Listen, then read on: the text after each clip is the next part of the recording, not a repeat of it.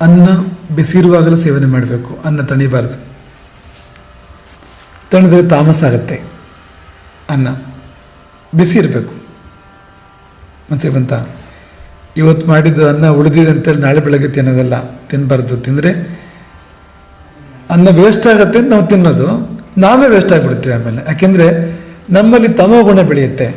ತಮೋಗುಣ ಬೆಳೆದ್ರೆ ಅಜ್ಞಾನ ಬೆಳೆಯುತ್ತೆ, ಜಾಡ್ಯ ಬೆಳೆಯುತ್ತೆ, ಆಲಸ್ಯ ಬೆಳೆಯುತ್ತೆ, ಕತ್ತಲಾಗುತ್ತೆ ನಮ್ಮ ಒಳಗಡೆಗೆಲ್ಲ.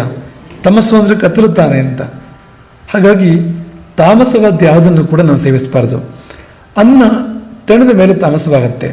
ಗೀತೆಯಲ್ಲಿ ಕೃಷ್ಣ ಯಾವ ಅನ್ನ ಸೇವಿಸಬೇಕು, ಯಾವ ಅನ್ನ ಸೇವಿಸಬಾರ್ದು ಅನ್ನೋ ಬಗ್ಗೆ ಹೇಳ್ತಾನೆ. ಯಾತಯಾಮಂ ಗತರಸಂ ಪೂತಿ ಪರ್ಯುಷಿತಂಚಯತು ಉಚ್ಛಿಷ್ಟಮಪಿ ಚಾಮೇಧ್ಯಂ ಭೋಜನಂ ತಾಮಸ ಪ್ರಿಯಂ.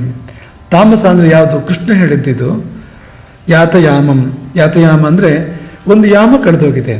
ಅನ್ನ ಮಾಡಿ ಒಂದು ಯಾಮ ಕಳೆದೋಗಿದೆ. ಒಂದು ಯಾಮ ಅಂದರೆ ಸುಮಾರು 2.5-3 ಗಂಟೆ ಸಮಯ,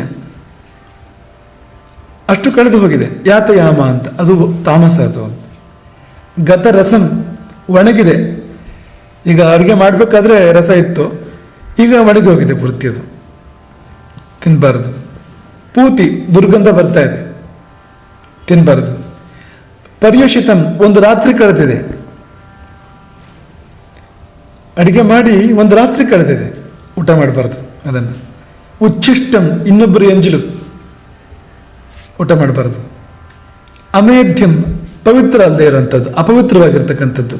ಇವುಗಳೆಲ್ಲ ತಾಮಸ. ತಾಮಸ ಜನಗಳಿಗೆ ಪ್ರಿಯವಾಗುತ್ತೆ ಇಂಥದ್ದು, ಇಷ್ಟಪಡ್ತಾರೆ ತಾಮಸ ಜನಗಳು. ಅಂಥದ್ದೇ ಬೇಕಂತವ್ರಿಗೆ, ಅದೇ ಇಷ್ಟ ಆಗತ್ತಂತೆ. ಸಾತ್ವಿಕರಿಗೆ ಅದು ಇಷ್ಟ ಆಗಲ್ಲ ಅಂತ. ಹಾಗಾಗಿ ಆ ಪಟ್ಟಿಯಲ್ಲಿ ಮೊದಲನೇದೇ ಯಾತಯಾಮಂ. ಅಡುಗೆ ಮಾಡಿ ಒಂದು ಯಾಮ ಕಳೆದಿದೆ, ಕಳೆದ್ಮೇಲೆ ಅನ್ನ ತಣ್ಣಗಾಗೋದು. ನೆನಪಿಟ್ಕೊಳ್ಳಿ, ಈ ಬೇಯಿಸೋ ವಸ್ತುಗಳೆಲ್ಲ ಹಾಗೆ. ಅನ್ನ ಅಂತೂ ತುಂಬ ಮುಖ್ಯವಾಗಿ ಅದರಲ್ಲಿ.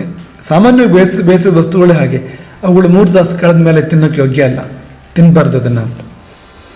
ತಿಂದರೆ ನಮ್ಮಲ್ಲಿ ತಮೋಗುಣ ಜಾಸ್ತಿ ಆಗುತ್ತೆ. ಅದರಿಂದಾಗಿ ನಮ್ಮ ಮನಸ್ಸು ತಾಮಸ ಆಗುತ್ತೆ, ನಮ್ಮ ಶರೀರ ತಾಮಸ ಆಗುತ್ತೆ. ಅದನ್ನು ಆದಷ್ಟು ಅವಾಯ್ಡ್ ಮಾಡಬೇಕು ಅಂಥ ಆಹಾರವನ್ನು. ಉಪವಾಸ ಒಳ್ಳೆಯದು, ಆದರೆ ಇಂಥದ್ದನ್ನು ತಿನ್ನಬಾರ್ದು.